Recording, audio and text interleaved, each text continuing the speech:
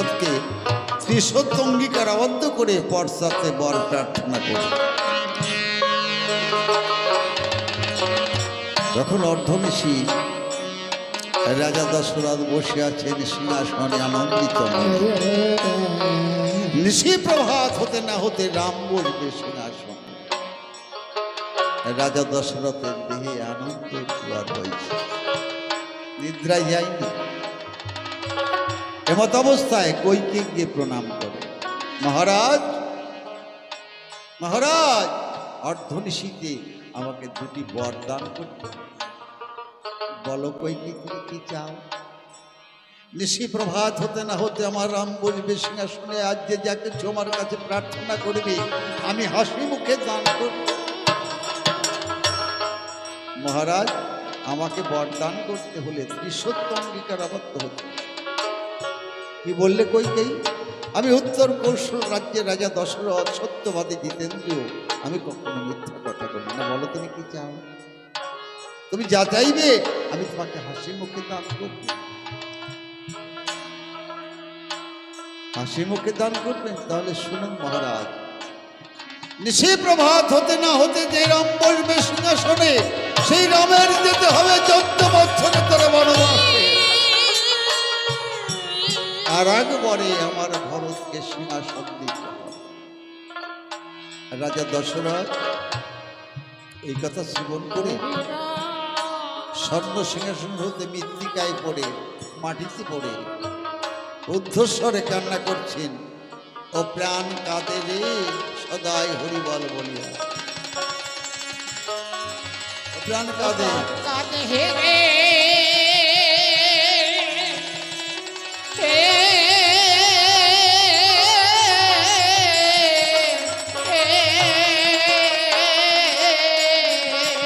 হরি কাঁদে সদাই হরি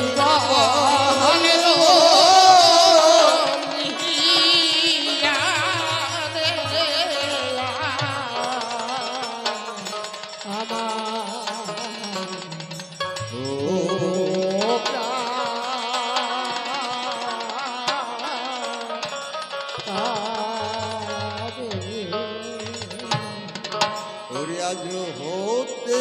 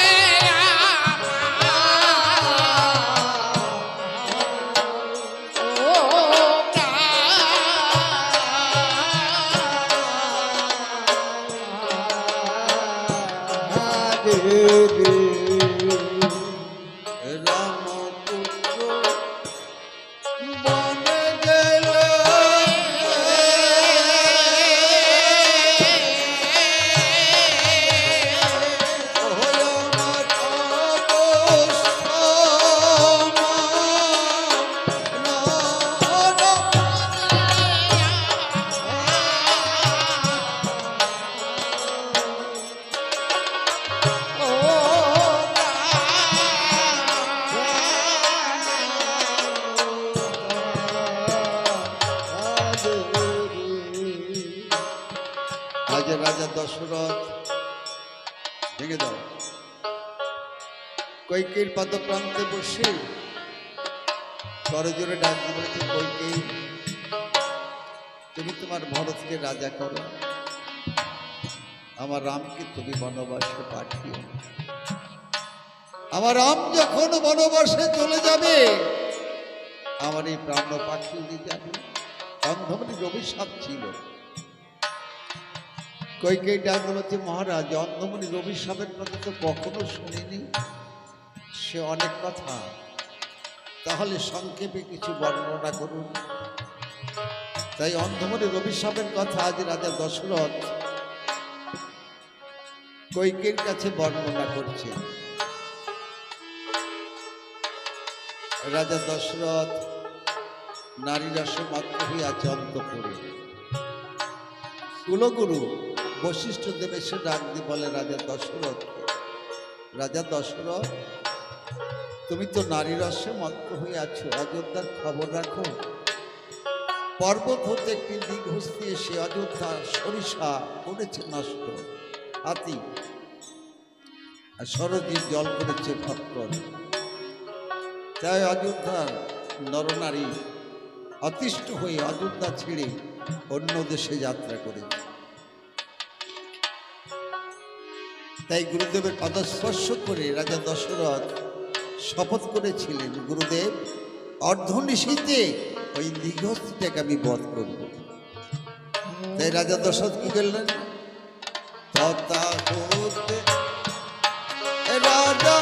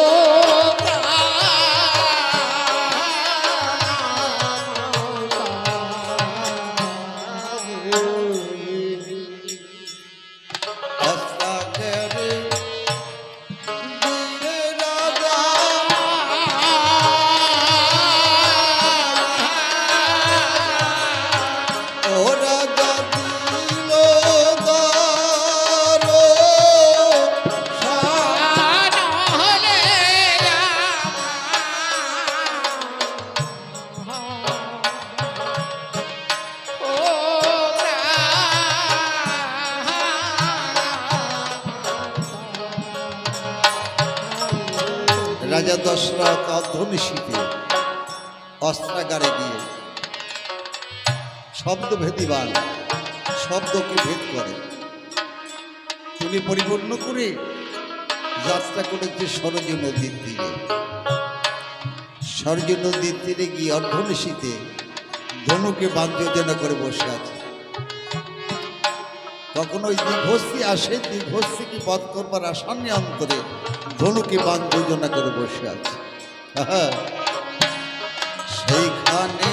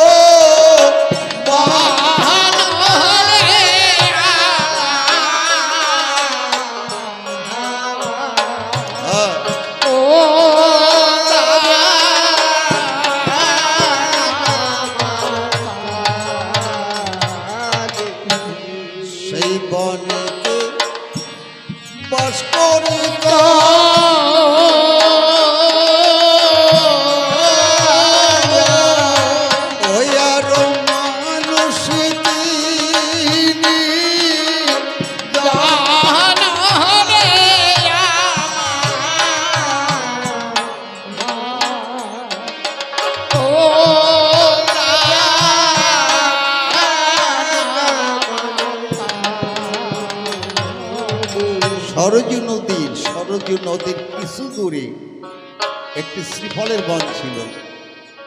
শ্রীফল কাকে বলে? বেলের এক নাম শ্রীফল। সেই বনেতে বাস করিত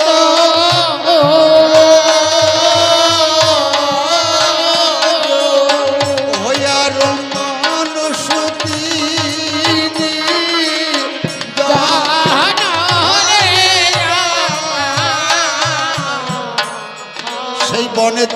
মানুষ বাস করতেন, তাদের নাম ছিল কি? অন্ধ আর অন্ধি। তাদের একমাত্র নয়নের মণি সিন্ধু, ৫ম বছরের বালক। অর্ধনিশীতে অন্ধ ডাক দিয়েছে, ও বাবা, বাবা সিন্ধু। সিন্ধু ছুটে এসেছে, পিতা আদেশ করুন। ও বাবা সিন্ধু, আমার তো বড্ড জল পিপাসা পেয়েছে, তুমি আমার পিপাসা নিবারণ করো। সিন্ধু পত্র কুঠিরে গিয়ে দেখতে পায় আলাবু পাত্র নাড়িয়ে বাড়ি শূন্য। আলাবু পাত্র কাকে বলে? লাউয়ের বস। বাড়ি শূন্য অর্থাৎ জল নেই। সিন্ধু কি করলো? তথা হতে সিন্ধু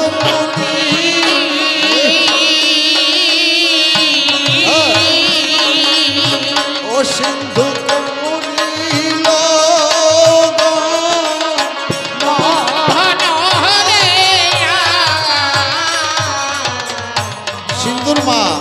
সিন্ধুর মা গিয়ে ছুটে গিয়ে সিন্ধুর হস্ত ধরেছে। কি বলেছে? ও না সিন্ধু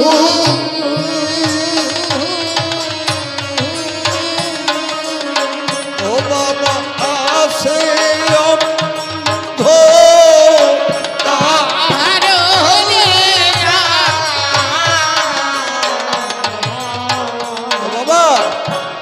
বাবা সিন্ধু, এই অর্ধনিশীতে তুমি জল করতে যেও না বাবা। আমি তো তোমার মা, আমি তোমাকে নিষেধ করছি। এই বনের ভিতরে অনেক হিংস্র জন্তু জানোয়ার আছে। ও বাবা যেও না বাবা। সিন্ধুর মায়ের পাদপ্রান্তে বসে বলেছ, মা মাগো তুমি না আমাকে শিখিয়েছ পিতা স্বর্গ, পিতা ধর্ম, পিতাই পরমন্তপ, পিতরে পিতিমা পর্ণে পিয়ান্তে সর্বদেবতা। আমার সেই পিতায় জল পিপাসায় প্রাণ ওষ্ঠাগত, আমি পুত্র হয়ে কুটিরে বসে থাকবো না। তুমি আমাকে আদেশ করো। মা নিরুপায় হয়ে সিন্ধুর হস্ত ছেড়ে দিয়েছে। সিন্ধু কি করলো? তথা হতে সিন্ধু মণি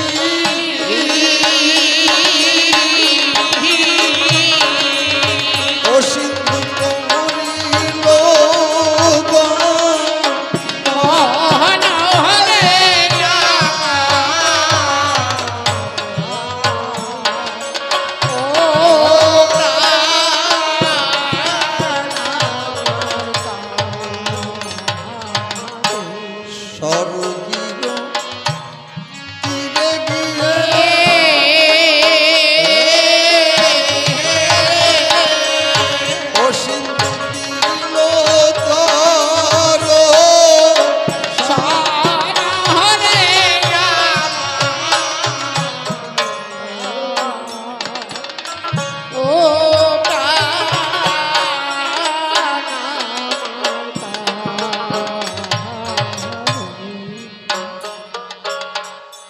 সরজু নদীর তীরে গিয়ে সিন্ধু কি করেছে? আলাবু পাত্র জলে ঢেউ দিয়েছে। ঢেউ দিয়ে যখন ডুবিয়ে ধরেছে, বক বক করে শব্দ হয়েছে। শব্দ পেয়ে রাজা তখন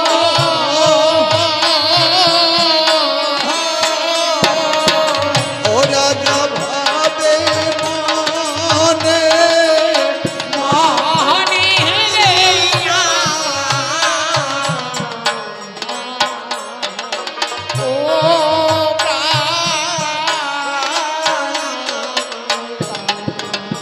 রাজা দশরথ মনে মনে চিন্তা করছে, ওই দিব্যস্তি হাতি এসে জল পান করছে। রাজা দশরথ কি করলেন?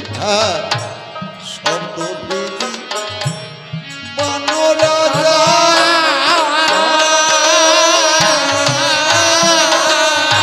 ও রাজা এড়িল কৌতুকে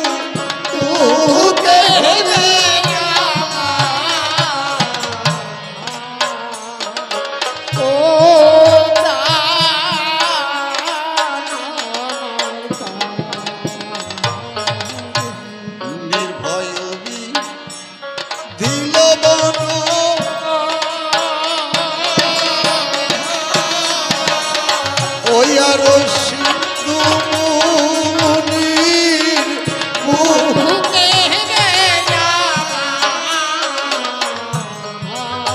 সিন্ধুর বুকে যখন সপ্তপদী বান এসে পতিত হয়েছে, সিন্ধু আর্তনাদ করছে, কে কোথায় আছো, কে কোথায় আছো, আমাকে রক্ষা করো, আমাকে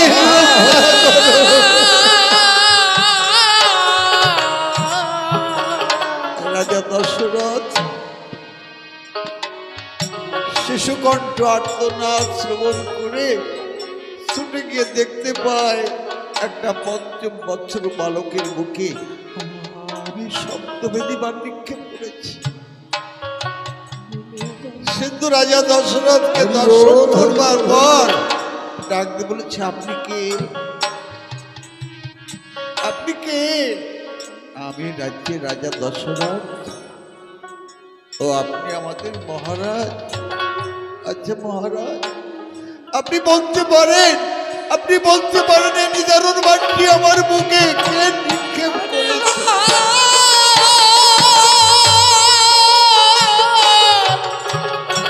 আমি নিক্ষেপ করেছি বালক। মহারাজ, আমাদের অপরাধ, আপনার বনে থাকি, কর দেই না, এই অপরাধেই শাস্তি। রাজা দর্শক বলেছেন, না বালক, আমি হস্তিজ্ঞানে বানটিকে নিক্ষেপ করেছিলাম। আচ্ছা মহারাজ, আপনি বলতে পারেন একটি বানাঘাতে কয়টি প্রাণী বধ হয়? রাজা দশরথ বলছে, একটি প্রাণী বধ হয়। না না মহারাজ, আজ আপনি কি করলেন জানেন? একটি বানাঘাতে আজ আপনি 3টি প্রাণী বধ করলেন। আমার পিতা অন্ধ, আমার মাথা অন্ধ, তাদের একমাত্র নয়নের মনি আমি শিখেছি, তাদের ক্ষুধার বল পিপাসার জল আমি ছাড়া তো দেবার কেউ নেই। মহারাজ, অধম বালকের অন্তিম একটি প্রার্থনা, কথা দিন আপনি আমার প্রার্থনা পূর্ণ করবেন। বলো বালক, তুমি কি করতে চাও? মহারাজ, আমার তো চলবার শক্তি হারিয়ে যাচ্ছে, আমার পিতার জল পিপাসায় প্রাণ নষ্ট, আপনি কথা দিন আমার পিতার পিপাসাটা আপনি নিবারণ করবেন। দেখেছেন আমার গ্রন্থটা কত সুন্দর, একটা ৫ম বৎসরের বালক মৃত্যু পথযাত্রী, সে কি বলছে, আমার পিতার জল পিপাসাটা আপনি নিবারণ করবেন। রাজা দর্শন বলেছে, হ্যাঁ বালক, আমি কথা দিলাম আমি তোমার পিতার পিপাসা নিবারণ করব। সিন্ধু বুদ্ধিতে সুস্থির, হরি হরি বলে প্রাণ করিল বাহির। সিন্ধু সরজু নদীর তীরে ঢলে পড়ে গেল। রাজা দশরথ ছুটে গিয়ে সিন্ধুকে বুকে নিল। সিন্ধুর বক্ষ হতে শব্দভেদী বাণ উৎপাটন করে ভূমিতে নিক্ষেপ করে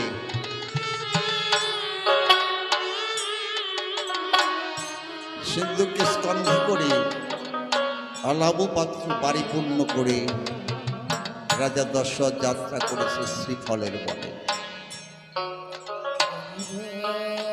রাজা দশরথ যখন যায়, শুকনো পাত্রের পরে যখন পা পড়ে মস করে শব্দ হয়। অন্ধমনি তো দেখতে পায় না, কিন্তু শুনতে তো পায়। তাই যখন পা পড়েছে শুকনো পাত্রের পরে মস করে শব্দ হয়েছে। অন্ধমনি চিন্তা করতে হই, আমার সিন্ধু আসছে। ও বাবা, বাবা সিন্ধু তাড়াতাড়ি আয়, আমার যে জল পিপাসা হয়েছে।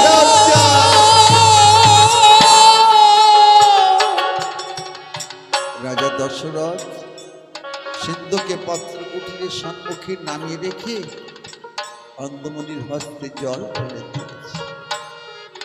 অন্ধমণি জল সেবা করে ডাকতে বলেছে, বাবা, ও বাবা সিন্ধু, বাবা তোর বড্ড কষ্ট হয়েছে তাই না? এই অর্ধনিশীতে তোকে জল ভরতে পাঠিয়েছি। ও বাবা, তুই ছাড়া তো আমাদের কেউ নেই। রাজা দশরথ কোনো কথা বলছে না।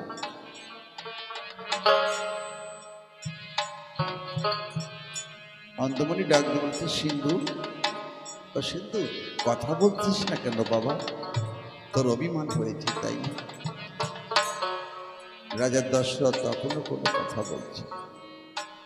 অন্ধমণি চিন্তা করছে, আমার সিন্ধুর কাছে সময় চুপ করে থাকতে পারে না, এ তো আমার সিন্ধু নয়।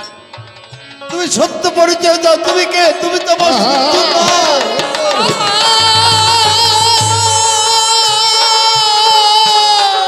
না না, আমি আমি আপনার সিন্ধু নই। তাহলে কি আমি রাজা দশরথ? তুমি আমাদের রাজা? আচ্ছা রাজা, বলতে পারো, তুমি কি বলতে পারো আমার সিন্ধুর কোনো সংকট? বলতে পারো আমার সিন্ধু কোথায়? হ্যাঁ বলতে পারি। আপনার সিন্ধুকে আমি সব জীবনে বধ করেছি। এই কথা যখন নন্দী পত্র ঘুরিয়ে বসে শুনতে পেয়েছে, নন্দী ছুটে এসেছে। কি বললে রাজা দশরথ, তুমি আমার সিন্ধুকে বধ করেছো, আমি তোমার অভিশাপ বধ করব। অন্ধ ডাক দেখলে, অন্ধি অন্ধি, রাজা দশরথকে তুমি অভিশাপ বধ করো। তাই অন্ধি মৃতপুত্রকে পেয়ে আজ বুকে টেনে নিয়ে কি বলেছে, ও বলি বাপ ধন একবার কোলে আয়। ও বলি বাপ ধন একবার কোলে আয় রে,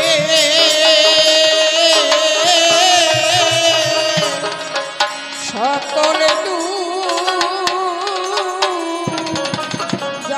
দূরে ও বলি বাপ ধলাকে বাপ কোলে আয় রে, সকল দূরে। অধরে, অধর মানে বুক, করি কোলে ডাক মামা বলবো বলে।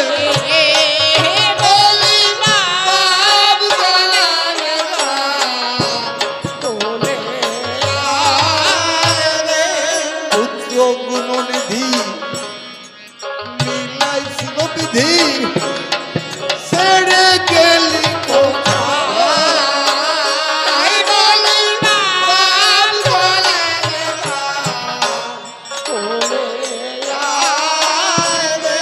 মৎস্য টেনে গভীর গঙ্গা, পক্ষী টেনে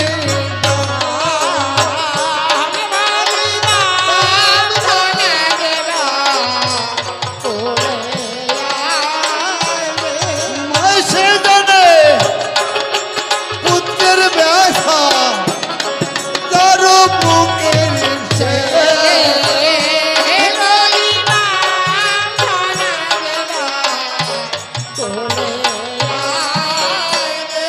সর্বা বুঝি ভেঙেছিলাম আমি ধরা খেতে রে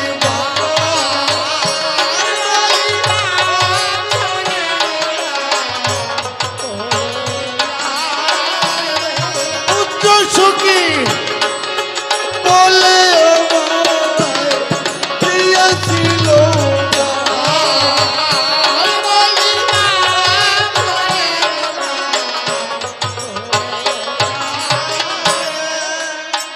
অন্ধ ডাক দিয়েছে, অন্ধি অন্ধি, তুই মামন করে কেঁদো না অন্ধি।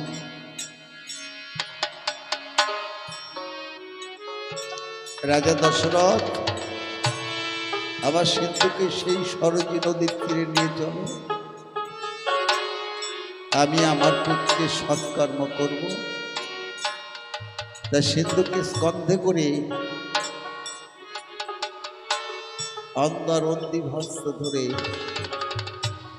যাত্রা করেছে সরযূ নদীর তীরে।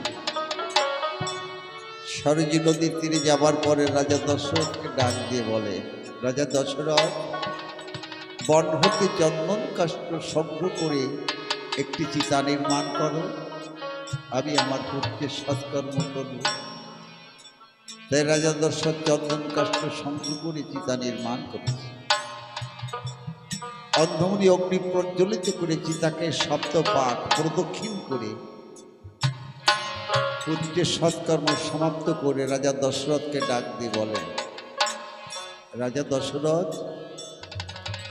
আমি সরযূর অর্ধ জলে নেমে পুত্র তর্পণ করব, তাতে যদি আমার পুত্র শোক নিবারণ হয় আমি তোমাকে অভিসম্পদ করব, আর যদি পুত্র শোক নিবারণ না হয় আমি তোমাকে অভিসম্পদ করব। তাই সরযূর অর্ধ জলে নেমে পুত্র তর্পণ করে ডাক দিয়ে বলে, রাজা দশরথ, আমার পুত্র শোক নিবারণ হয়নি, আমি তোমাকে অভিসম্পদ করব। আর যেমন আমি পুত্র শোকে সরযূর জলে প্রাণ ত্যাগ করব, তুমি একদিন পুত্র শোকে ভাসিয়ে মরা হয়ে থাকবে।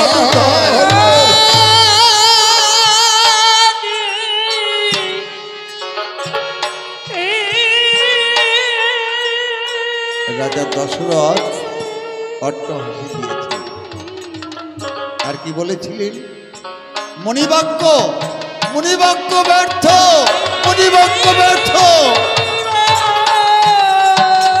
রাজা দশরথ, একটি পুত্র সন্তানের জন্য আমি একে একে বহু বিবাহ করেছি, একটি পুত্র সন্তান আমি পেলাম না, আজ আপনি বলছেন আমার পুত্র শোকে প্রাণ যাবে। মণিবাক্য মণিবাক্য ব্যর্থ, মণিবাক্য ব্যর্থ। রাজা দশরথ অট্টহাসি দিয়েছ, মণিবাক্য কখনো ব্যর্থ হতে পারে না। তবে তোমাকে একটা কাজ করতে হবে। রাজা দশরথের শাপে বর হলো, অভিশাপে বর হয়ে এলো, ঋষ্যশৃঙ্গ মণিকে তুমি পুত্রশ্রী যজ্ঞ করবে। সেই যজ্ঞে যে চরু হবে, তোমার প্রাধান্য নারীকে সেবা করালে তুমি পুত্র সন্তান পাবে। তাই রাজা দশরথ ঋষ্যশৃঙ্গ মুনিকে এনেছিলেন পুত্রশ্রী যজ্ঞ করতে। ঋষ্যশৃঙ্গ মুনি রাজা দশরথের কি হতেন? আত্মীয়। রাজা দশরথের একমাত্র জামাতা, একটি মেয়ে ছিল রাজা দশরথের, রামের বড়, তার নাম ছিল কি? সন্ধ্যা। আপনার রামায়ণ খুলে দেখবেন, রাম লক্ষ্মণ ভরত শত্রুঘ্ন চার ভাই, আর তাদের একটি দিদি ছিল, তার নাম ছিল সন্ধ্যা। এই সন্ধ্যাকে বিবাহ দিয়েছিল ঋষ্যশৃঙ্গ মুনির সঙ্গে। সেই ঋষ্যশৃঙ্গ মুনি পুত্রশ্রী যজ্ঞ করেছিলেন। তাই অনেকে বলে জামাত দেওয়া খাবার খেয়ে শাশুড়ি পোয়াতি হয়। সে জামাইটা কে? ঋষ্যশৃঙ্গ মুনি। ঋষ্যশৃঙ্গ মুনি কার গর্ভে জন্মগ্রহণ করেছিলেন? মানুষের গর্ভে নয়, হরিণীর গর্ভে। ঋষ্যশৃঙ্গ মানে সিং ছিল ঋষ্যশৃঙ্গ মুনির, দেখবেন আপনার রামায়ণ খুলে। সেই ঋষ্যশৃঙ্গ মুনির সঙ্গে রাজা দশরথ কন্যা দান করেছিলেন। সেই জামাতাই পুত্রশ্রী যজ্ঞ করেছিলেন। সেই যজ্ঞে যে চরু হয়েছিল, ঋষ্যশৃঙ্গ মুনি হস্তে দান করেছিলেন কি?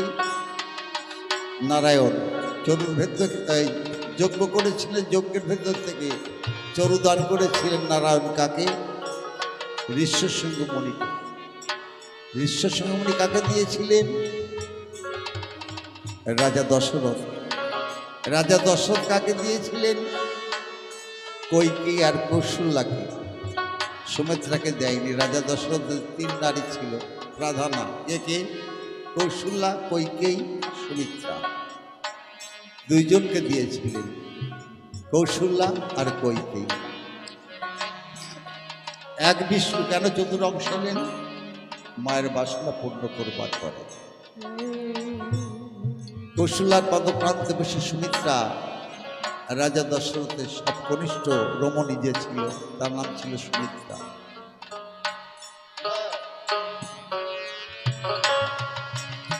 বড় জোরে বলেছিল, দিদি দিদি তোদের পুত্র সন্তান হবে, মা বলি ডাকবে, আমি কি সন্তানের জননী হতে পারবো না? সেদিন কৌশল এক অংশ ভাগ করে সুমিত্রাকে দিয়েছিলেন, আর কি বলেছিলেন, বন সুমিত্রা, যে অংশ আমি তোমাকে দান করলাম পুত্র সন্তান তুমি পাবে, কিন্তু ভাগ হবে না। সেই অংশে সুমিত্রার গর্ভে কে জন্মগ্রহণ করলেন? ঠাকুর লক্ষ্মণ। তাই দেখুন, যেখানে রাম আছে সেখানে লক্ষ্মণ আছে, লক্ষ্মণ ছাড়া রাম নেই, আর রাম ছাড়া লক্ষ্মণ নেই, হলে এক অংশ। আর এক অংশ দান করেছিলেন কইকেয়ী।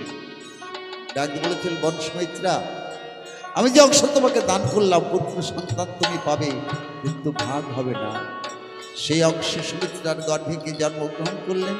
শত্রুঘ্ন। তাই যেখানে ভরত আছে সেখানে শত্রুঘ্ন আছে। তাই অন্ধমুনি অভিসম্বোধ করেছিলেন কেমন ভাবে? এক বিষ্ণু চতুরংশে জন্মগ্রহণ করবে তব ঘরে, জ্যেষ্ঠ রামানুজ লক্ষণ কনিষ্ঠ ভরত শত্রুঘ্ন, জ্যেষ্ঠ রামানুজ লক্ষণ যেদিন বনবাসে করিবে গমন, বাসিমারা হয়ে থাকবে অযোধ্যা ভুবন। তাই রাজা দশরথ কৈকেয়ীর পাদপ্রান্তে বসে বলেছে, কৈকেয়ী তুমি তোমার ভরতকে রাজা করো, আমার রামকে তুমি বনবাসে পাঠিও। আমার রাম যখন বনবাসে চলে যাবে, আমার এই প্রাণ পাখি উড়ে যাবে। মহারাজ, আপনি না বলেছিলেন সত্যবাদী জিতেন্দ্রিয়? তবে শুনুন মহারাজ, নিশি প্রভাত হতে না হতে রাম যদি বনবাসে যাত্রা না করে, কৈকেয়ীর শব্দ বনবাসে যাত্রা করবে। রাজা দশরথ ওই কথা শ্রবণ করে অচৈতন্য হয়ে পড়ে গেছে মৃত্তিকার পরে। রাজা দশরথের দেহে চৈতন্য নেই, জ্ঞান নেই। রাজা দশরথের আত্মনাথ শ্রবণ করেছে কি? আমার জগবন্ধু রাম। এসে দেখতে পায় পিতা ধুলাই পড়ে রয়, পাদপ্রান্তে বসে বড় জোরে ডাক দিয়ে বলছে, পিতা পিতা, অমন করে ধুলাই পড়ে আছেন কেন পিতা? রাজা দশরথের দেহে চৈতন্য নেই, জ্ঞান নেই। আর বার ডাকতে বলতে, পিতা একবার নয়ন মিলে থেকে দেখুন, আমি আপনার রাম ডেকেছি। যখন রাম নাম কর্ণে শ্রবণ করেছি, রাজা দশরথের দেহে চৈতন্য ফিরে এসেছে, জ্ঞান ফিরে। রাম, বাবা পালিয়ে যা, পালিয়ে যা, ওই রাক্ষসী। পিতা, মাকে রাক্ষসী বলে না, বলুন আমার মা আমার কাছে কিছু চেয়েছে। কি চেয়েছে জানিস না? নিশি প্রভাত হতে না হতে তুমি বসবে সিংহাসনে, ওই রাক্ষসী চেয়েছে তোমাকে যেতে হবে 14 বছরে তার বনবাস। মাতৃ আদেশের ভাগ্য, আমার মা আমাকে আদেশ করেছেন বনবাসে যাবার জন্য, আমি বনবাসে যাব। পিতা সত্য, মাতৃ আদেশ পালন করতে আমি বনবাসে যাব। তখন অর্ধঋষি রাম রামের মন্দিরে চলে গেছে। অর্ধঋষি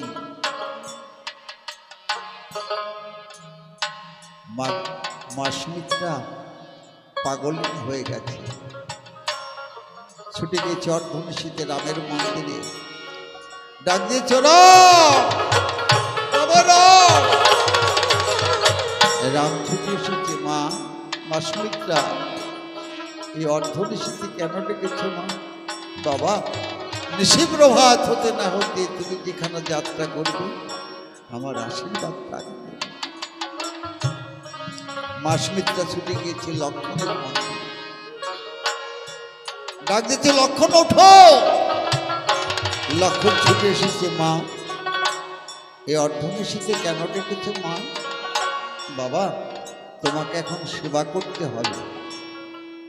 আমার অর্ধঋষিতে তো কোনোদিন সেবা করিনি, আমি তোমাকে আদেশ করছি, তুমি আমার আদেশ পালন করবে না? হ্যাঁ মা। তাই লক্ষ্মণকে মা সুমিত্রা স্বর্ণ থালি অন্ন দান করেছে। লক্ষ্মণ যখন বদনে অন্ন তুলে দিতে যাবে, মা সুমিত্রা দীর্ঘ নিঃশ্বাস ত্যাগ করেছে। মা সন্তানকে সেবা দান করে দীর্ঘ নিঃশ্বাস ছাড়লে কি কারণ? আমি কি কোনো অপরাধ করেছি? লক্ষণ মায়ের মুখপানে তাকিয়ে দেখছে, মায়ের নয়ন জলে রক্ত ভেসে যায়। আমার তুমি অমন করে কান্না করছো কেন বলো মা? বাবা, এ কথা শুনে তুই সহ্য করতে পারবি না। আমা, আমি না তোমার উদরে জন্মগ্রহণ করেছি। আমি যদি সহ্য না করতে পারি, স্বর্গ মর্ত পাতাল কেউ সহ্য করতে পারবে না। বলো মা, কি হয়েছে? নিশি প্রভাত হতে না হতে আমার রাম বলতে সিংহাসন, সেই রামের যেতে হবে 14 বছরে তার বদল। লক্ষণ অন্ন ছেড়ে দিয়েছে। আমা, আমি যাব দাদার সাথে। এই অন্ন আমি ত্যাগ করলাম আর 14 বছর আমি কিছু সেবা করব। আমা, আমি ধনুর্বাণ স্কন্ধে করে দাদার পাদপ্রান্তে আতন্দ্র প্রহরী হয়ে 14 বছর আমি জেগে থাকবো। আমি নিদ্রায় যাব না। আমি ব্রহ্মচর্য পালন করব। আমি নারীর মুখ দর্শন করব। আমার রাম কখন বনবাসে যাবে? নিশি প্রভাত হবে না। অযোধ্যার কেউ জানতে পারবে না রাম বনবাসে চলে গেছে। মা কইকেয়ীকে গিয়ে আমার রাম প্রণাম করেছে, যে মা আদেশ করেছে রামকে বনবাসে যাবার। প্রণাম করে বলেছ, মা আমি বনবাসে যাব, তুমি আমাকে আশীর্বাদ করবে। কইকেয়ী ডাকতে বলেছে, বনবাসে যেতে গেলে রাজ পোশাক খুলে রেখে দিতে। মা, আমি না তোমার সন্তান, আমাকে লজ্জা নিবারণ করবার মতো কিছু দান করো। একখানা গৌরিক বসন, গেরুয়া বসন আমার রামের হাতে দিয়েছি। রাজপোশাক পরিত্যাগ করে গেরুয়া বসন পরিধান করে আপনার টিভি সিরিয়ালে দেখবেন রাম যখন বনবাসে যায় গেরুয়া বসন পরি, রাজপোশাক নেই।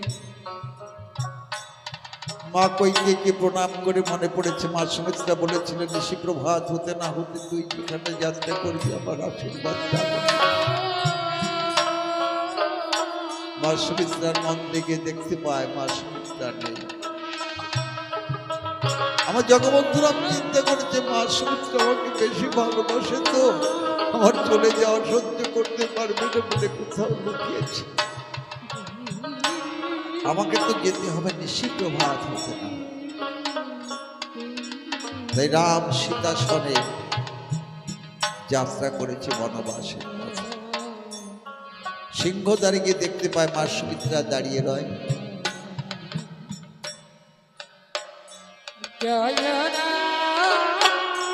মা সুমিত্রার পাদে প্রান্তে বসে আমার জগবন্ধু রাম ডাকতে বলেছে, মা তুমি তো বলেছিলে নিশি প্রভাত হতে না হতে তুই যেখানে যাত্রা করবি আমার আশীর্বাদ প্রাণে নেবে। আমা, আমি বনবাসে যাবো, তুমি আমাকে আশীর্বাদ করো। লক্ষণের হাতটা এনে রামের হাতে দিয়ে বলেছে, আমা আমি বিমাতে কইকেয়ীর কাছে আশীর্বাদ অর্থে গিয়ে যে স্বাস্থ্য বিমা পেয়েছি, আমার তার থেকে তুমি আমাকে বড় শাস্তি দিলে। লক্ষণ যে আমার ছোট ভাই, বনবাসে অনেক কষ্ট। বনবাসে অন্ন পাওয়া যায় না মা, সেবা করতে হবে কি জানো মা? বৃক্ষের ফল। আমাখানে বিছানা নাই, তৃণশয্যায় সাহিত্য থাকতে হবে। লক্ষণ যে আমার ছোট ভাই, অত কষ্ট সহ্য করতে পারবে না। ওকে তুমি দেশে রেখে দাও। রাম, বাবা তুমি যার উদরে জন্মগ্রহণ করেছো সে কৌশল্যা তোমাকে চেনে না। রাম, আমি যে তোমাকে চিনি। তুমি যখন শিশু ছিলে তোমার মা কৌশল্যা ডাকতে বলেছিল, বল সুমিত্রা আমার রাম দোলনায় সাহিত্য, তুমি একটু দোলনায় দোল দাও। যখন আমি দোলনায় দোল দেই, রাম তুমি আমাকে কি রূপে দর্শন দিয়েছিলে মনে পড়ে না?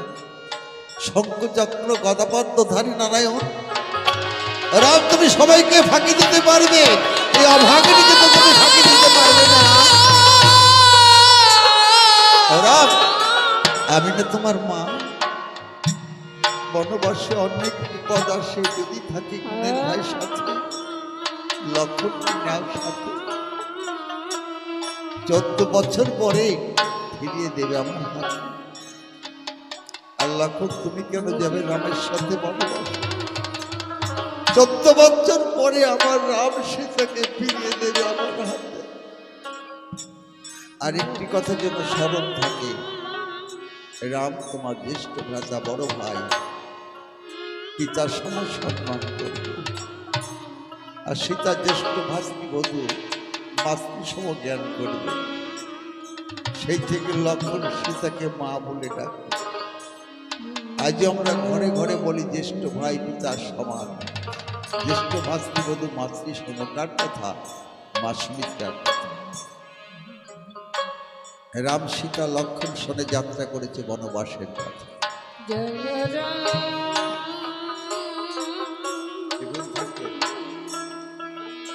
একটা গান শোনো, তারপর আলোচনা করবে। একভাবে হয়ে যাচ্ছে তো।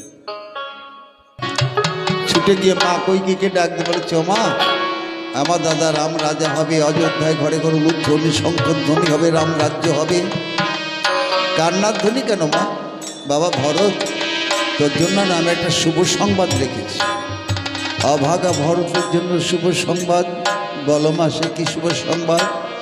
তোর জন্য আমি সিংহাসন রেখেছি, আর রামকে আমি বনবাসে পাঠিয়েছি। কি বললে রাক্ষসী? আমার রামের মতো দাদাকে যে বনবাসে পাঠাতে পারে, সে তো মা হতে পারে না। তবে শুনে রাখো রাক্ষসী, আমি আমার দয়াল দীনবন্ধু রাম দাদাকে অযোধ্যায় ফিরে আনতে আমি যাত্রা করছি। যদি ফিরিয়ে আনতে পারি, অযোধ্যায় ফিরে আসবো, তোমাকে মা বলে ডাকবো। আর যদি ফিরিয়ে না আনতে পারি, 14 বছর অযোধ্যা আসবো না, তোমাকে মা বলেও ডাকবো না। তাই সুমন্ত সারথীর কাষ্ঠ রথ নিয়ে ভরত যাত্রা করেছে রামকে ফিরিয়ে আনতে। রাম তখন কোথায়? চিত্রকূট পর্বতের উপরে। আর ভরত কোথায়? পর্বতের পাদদেশে। পর্বতে তো রথ ওঠে না। রথ থেকে নেমে হস্তপদ বক্ষ দিয়ে দয়াল রাম হরি করতে করতে পর্বত উঠেছিল ভরত। কণ্টক আঘাত, কাটার আঘাতে, পাথরের আঘাতে ভরতের সর্বঙ্গের অধীর বন্যা বইছে। রামের সঙ্গে সাক্ষাৎ হলো, রাম ভরতকে বুকে নিল। ও ভাই, এ তোর কি অবস্থা? দাদা, আমি যে বড় অপরাধী।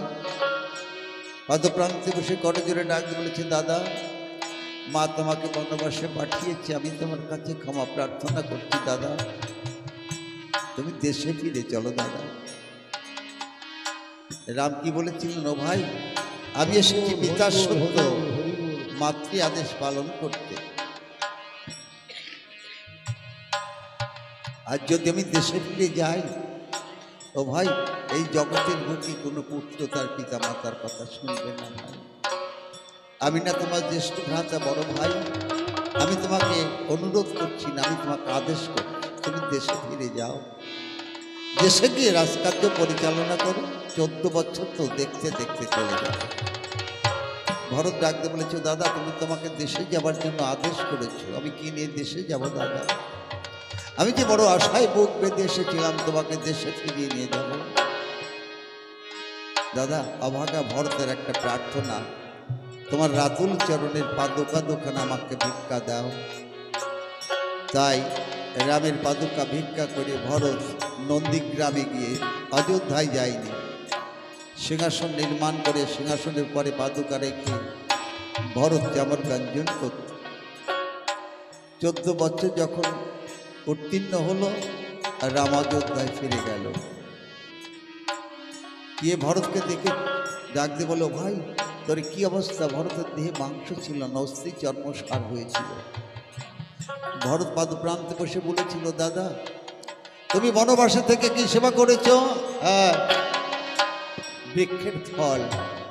আর আমি দেশে থেকে কি সেবা করেছি জানো দাদা?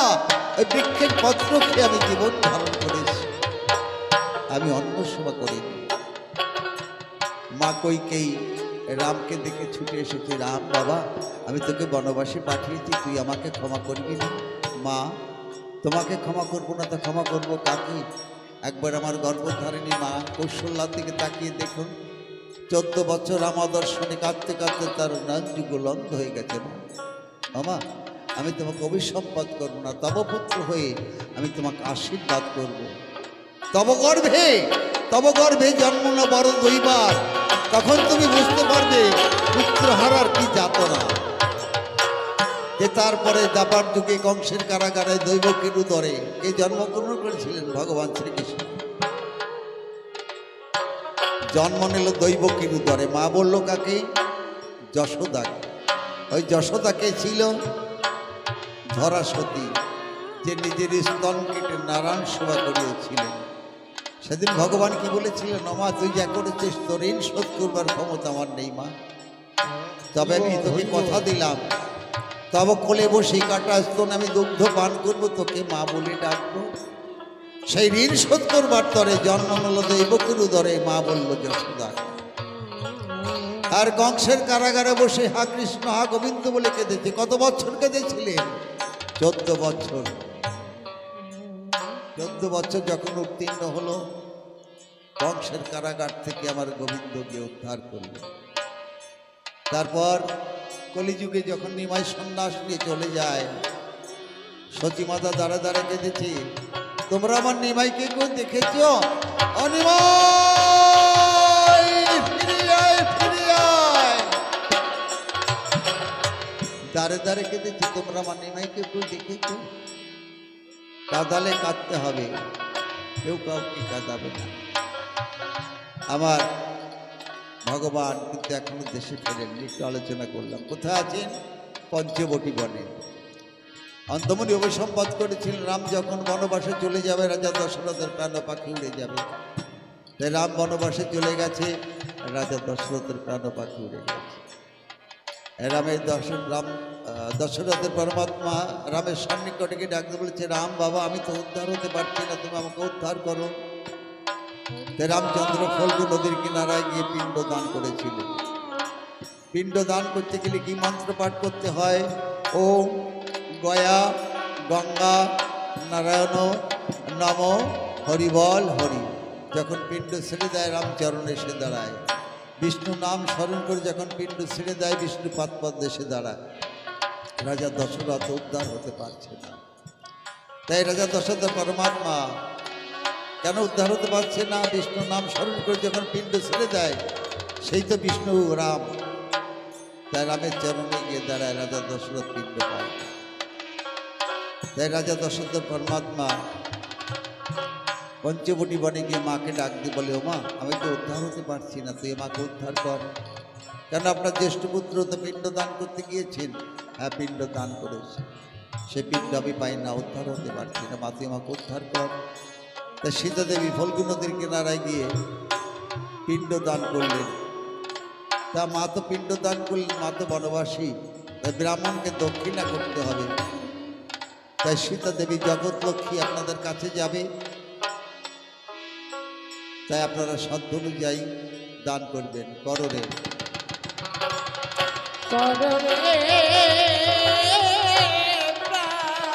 খুলে গানের সঙ্গে আছে ভগবান করবে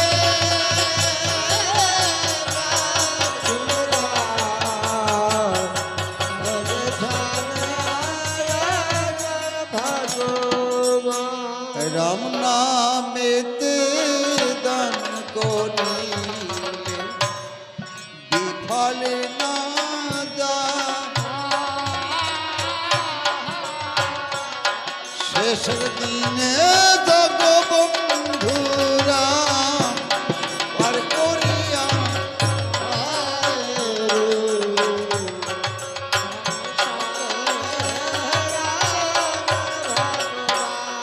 টাকা পয়সা দালানে কোঠা সকল করে রবে যাইবার কালে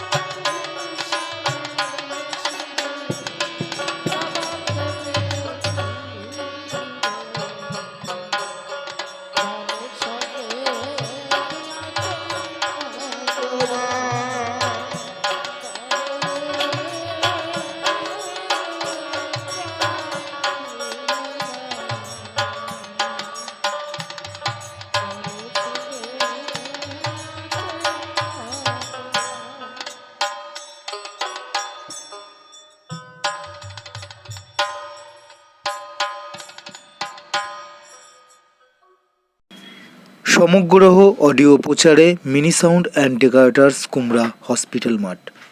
ধন্যবাদ।